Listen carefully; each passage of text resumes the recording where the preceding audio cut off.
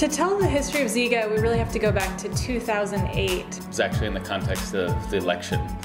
When I was working with the founders of Zeega, Jesse Shapins, James Burns, and a radio producer, Ann Hepperman, on a project called Mapping Main Street. This was at a time when we heard all the discussion between Main Street versus Wall Street, which we of course continue to hear today. And you heard Hillary Clinton, Barack Obama, John McCain talking a lot about Main Street versus Wall Street. And what occurred to us was that Main Street isn't just some generic people or place, it's an actual real living location with millions or with thousands of places across the United States. They were talking about Main Street as if it was this magical place where semi-unemployed people who were mostly white and middle class, maybe 45, 50, lived. So we created this collaborative documentary called Mapping Main Street, where we did a series of investigative stories about main streets in different parts of the country, and then produced a website that allowed anybody to contribute photos and videos to document every street named Main in the country. And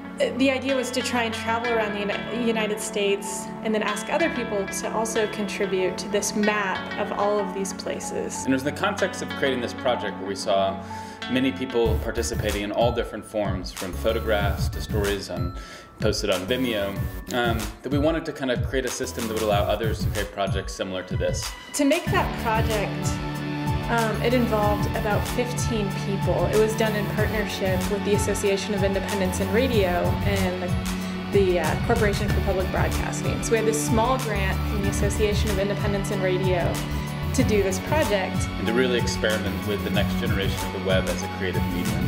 The problem was it was a nice amount of money, but not enough to actually make a project like this. And so it was in that context we imagined Zeega. A way for people to create interactive documentaries without having to program. We began just prototyping and experimenting, and we've done a lot of work thinking about how what we're doing is something that connects to journalists and storytellers, multimedia artists.